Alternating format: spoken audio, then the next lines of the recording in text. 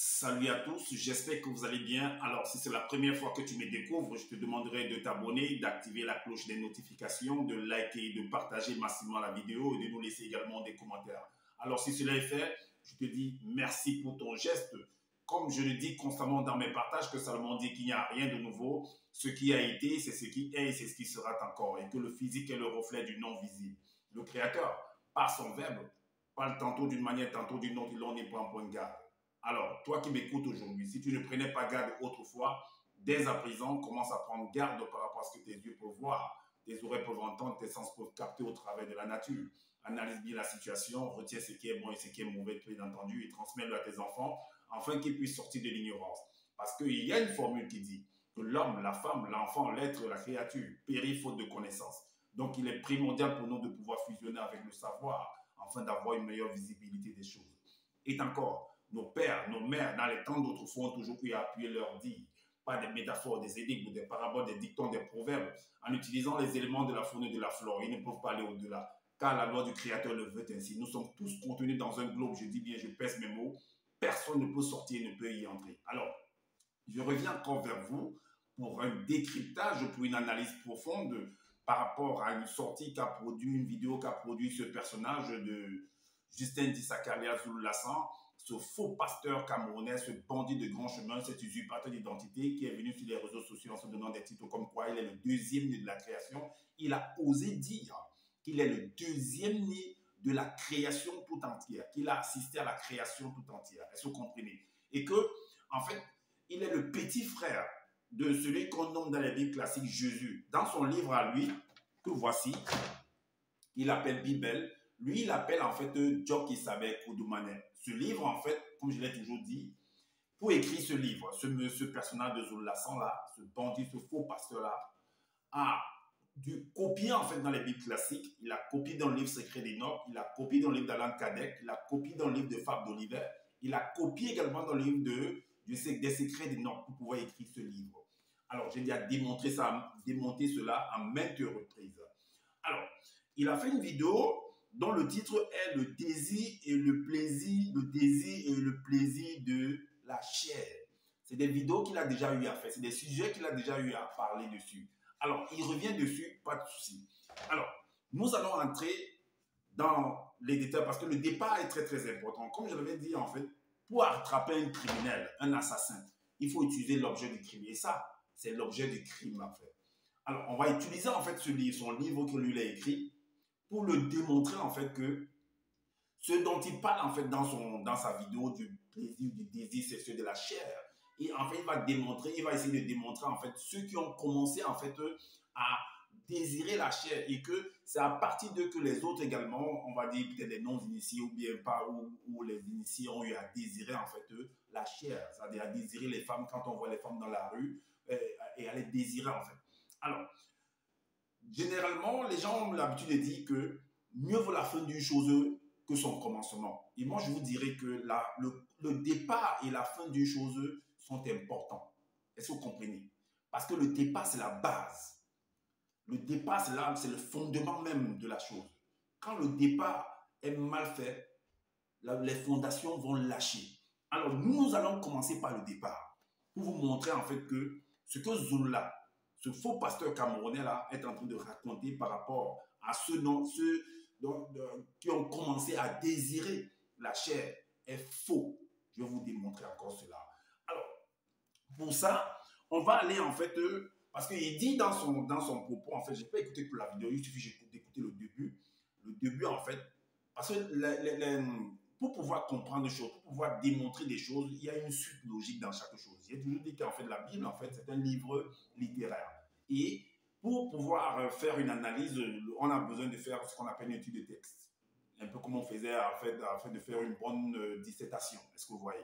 Alors, donc nous allons aller au départ. Je vais vous apporter des éléments de repos contenus même dans son propre livre qu'il a écrit, écrit. Est-ce que vous voyez? Pour vous montrer qu'en fait, il n'y a pas une suite logique. La logique qui est mentionnée en fait dans sa vidéo ne donne pas. Les cartes, c'est faux, c'est faussé en fait. C'est une mauvaise base en fait. Ça ne donne pas. Alors pour ça, pour aller démontrer cela, on va aller dans déjà dans Origine, parce que chapitre 6, parce que là, il dit que c'est les non-initiés. Et pour lui, les non-initiés, en fait, si vous voulez comprendre, les non-initiés, selon lui, c'est les noirs. Les non-initiés, c'est les noirs premièrement, selon lui. Alors, ceux qui sont dans son groupe vont savoir ce que je dis. Alors, il dit que c'est les non-initiés, uniquement les non-initiés qui peuvent succomber, qui peuvent tomber en fait, qui peuvent désirer et avoir du plaisir de la chair. Mais avant ça, il dit que c'est les démons, ceux qui ont les anges déchus, qui ont eu à commettre cela avant. Mais pour commettre cela, puisque les hommes chers, comme nous, la physique, la palpable, qu'on peut toucher là, vivent dans le globe terrestre. Et que pour lui, en fait, les anges que lui il appelle dans sa langue, les Bamuluma, bon, ne vivent pas dans cette réalité de vie, qui sont entrés. On va démontrer que ce n'est pas possible avec son propre livre. Alors, déjà, allons dans Origine chapitre 7, verset 6, au verset 3. Voici ce qu'il dit. Il dit que, au départ, que c'était des noirs sur la terre. C'est ce qu'il dit, en fait. Ça n'engage que lui. Il dit que c'était des noirs sur la terre. Il dit que, au verset 3, chapitre 6, dans Origine, il dit, elles apparaissaient en parlant des femmes noires. Elles apparaissaient, c'est-à-dire, il dit que c'est la lignée de Caïn, que lui l'appelle Pongissel. Qu'elles apparaissaient comme l'aurore. Donc, il essaie de donner une description de ces différentes femmes. Elles apparaissaient comme l'aurore et le contour de leurs hanches pouvait déstabiliser tout homme non initié qui aurait posé le regard sur elles. Même aujourd'hui, il y a des femmes qui ont un contour extraordinaire. De toute façon, toutes les femmes ont un contour au niveau de la taille, au niveau de leur hanche qui est extraordinaire. Parce qu'il y a des hommes qui vont aimer des femmes skinny, il y a des hommes qui vont aimer des femmes qui sont, on va dire, de middle, c'est-à-dire moyenne, ou des femmes de petite taille, ou des femmes qui sont fortes de corpulence. C'est chacun son goût. Est-ce que vous comprenez? Alors, donc, et maintenant, vu qu'il y avait des femmes, et que soi-disant, certains êtres, qui lui appelle les Bamuloma, les anges déchus, vont entrer, vont apercevoir, vont revoir ces femmes-là. Ils vont venir pour s'accoupler avec ces femmes-là. Donc, en regardant ces femmes-là, ils ont eu du désir, parce qu'à cause du fait qu'ils avaient déjà chuté, donc c'est cette cause-là qui les a amenés à désirer les femmes qui étaient dans la réalité du visible. On va vous montrer que c'est faux, ça ne pouvait pas être possible, selon avec son livre. Alors, on va aller dans Cantique des Cantiques. On va aller dans Cantique des Cantiques pour vous démontrer que, parce que ce n'est pas seulement à cette époque-là, selon leurs livres, selon leurs écrits, ce n'est pas seulement à cette époque-là où on parle que les femmes apparaissent, on a rempli la terre, même jusqu'aujourd'hui. Dans le livre de Cantique des Cantiques, dans Cantique des Cantiques, chapitre 6 au verset 10, il est dit, alors, qui est celle qui apparaît comme l'aurore, dans la même description dans son livre de Origine. Ça se retrouve également dans le livre de Cantique des Cantiques. Alors, qui est celle qui apparaît comme l'aurore, belle comme la lune mystérieuse, pure comme le soleil des premiers jours, mais terrible comme des troupes sous leur bannière. On va également dans l'évangile caché de Koudoumané.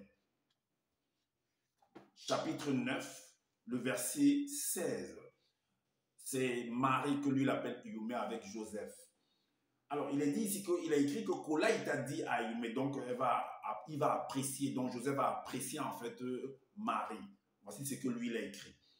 Que tes pieds sont beaux dans tes sandales tressées en plantes rigides de papyrus.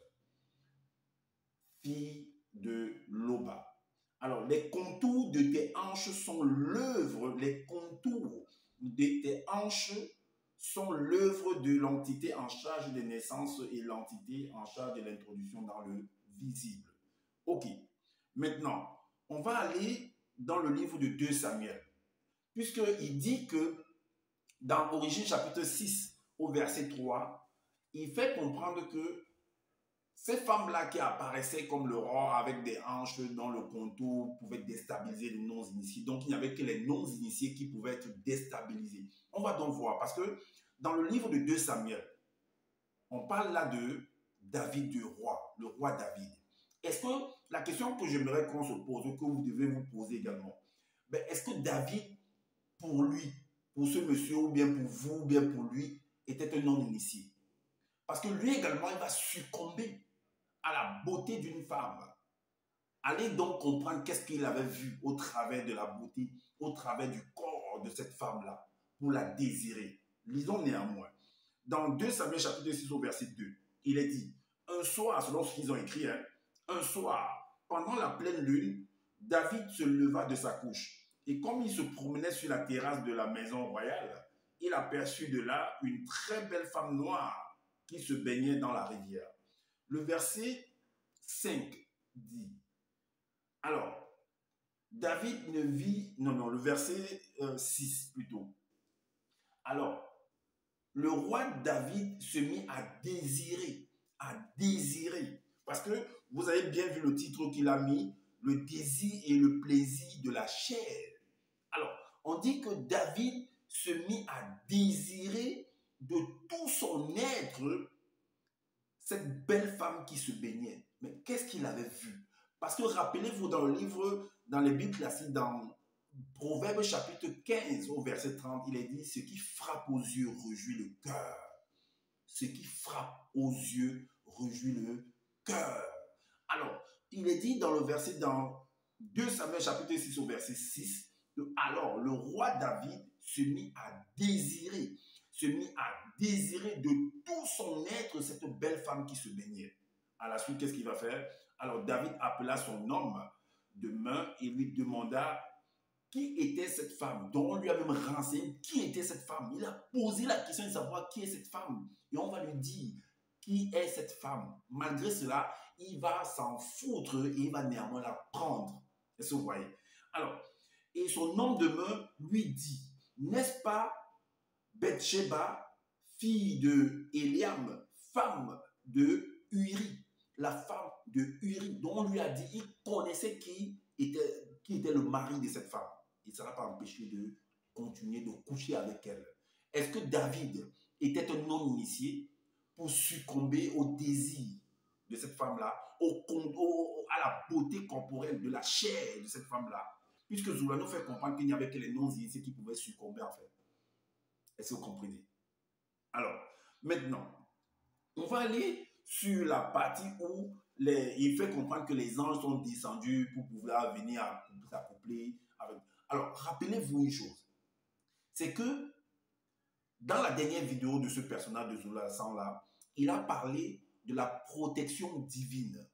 Il a parlé de la protection d'un sceau mystérieux que le Créateur, au travers de ces entités, de ces anges, met en chaque créature pour les protéger en fait. Est-ce que vous voyez, c'est un sceau mystérieux. Donc c'est ce qu'il a écrit dans son livre, dans la dernière vidéo. J'ai fait une vidéo en réponse à cette vidéo-là.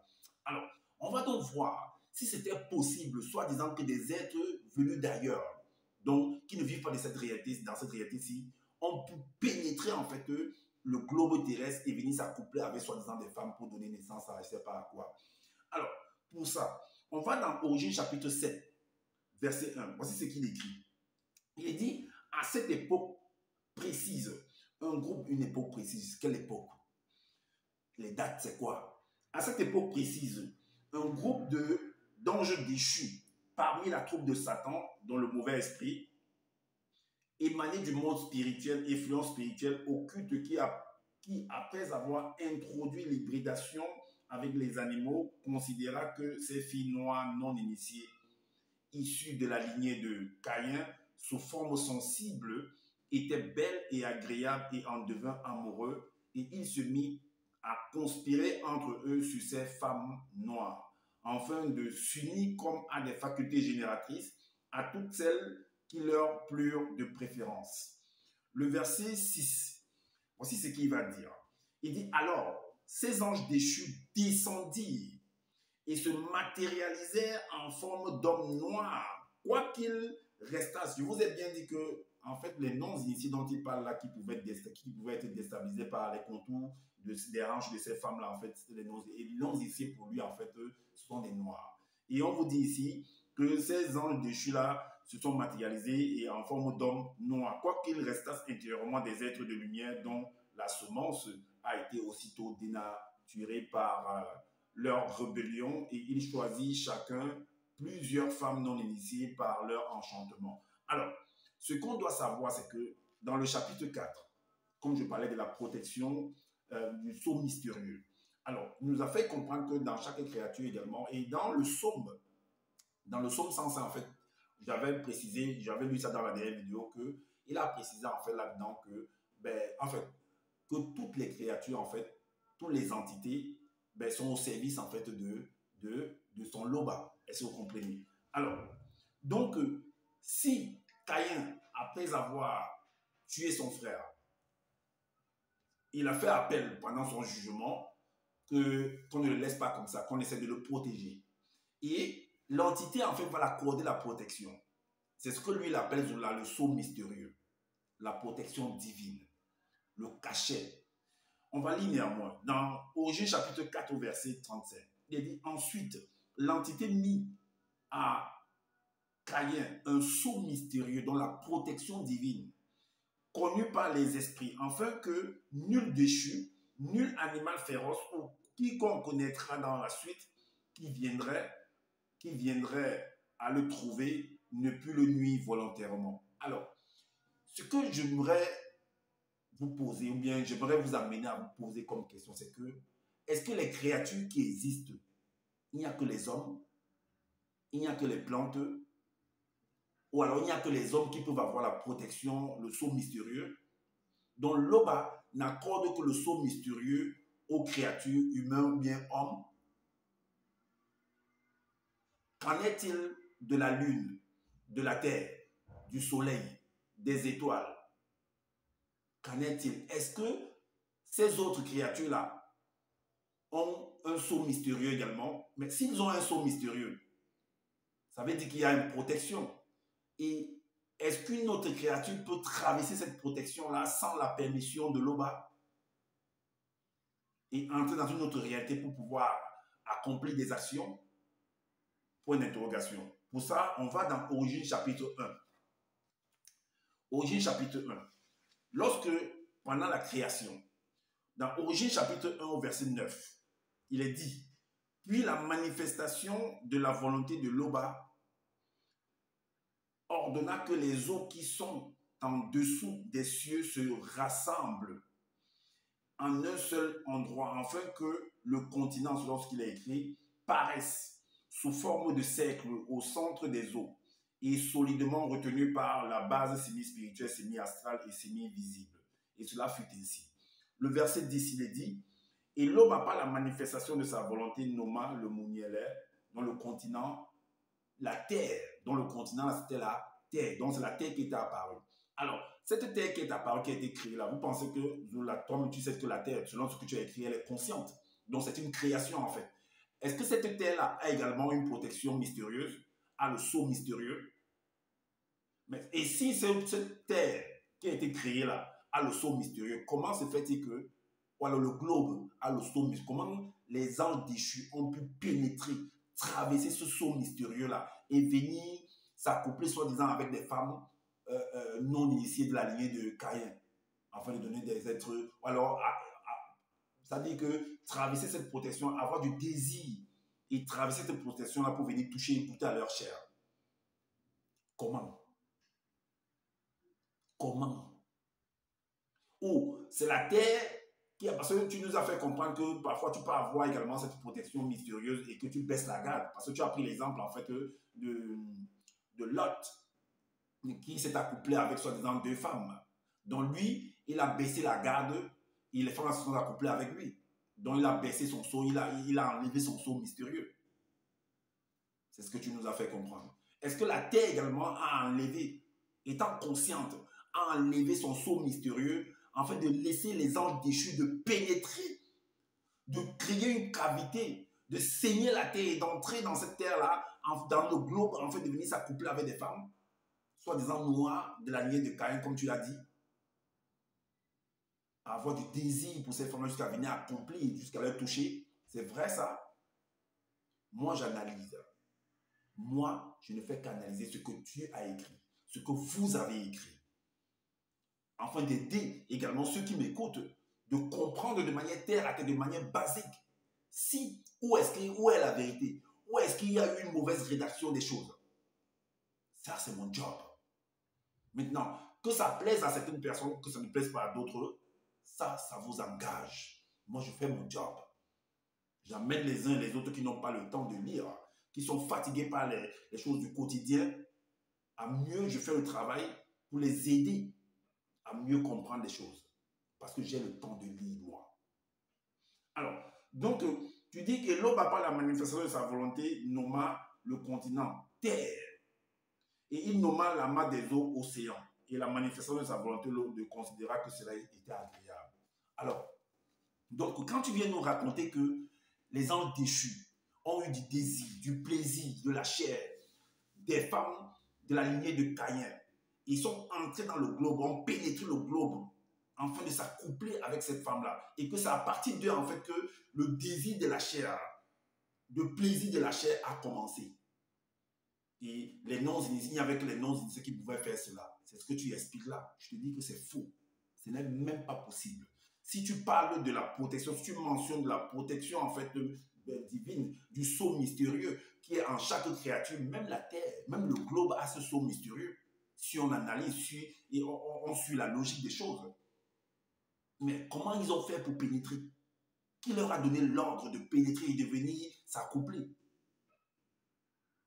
Tu as dit qu'il n'y a qu'un seul créateur et que c'est ton loba. Et personne ne peut faire quelque chose sans l'accord de ton créateur.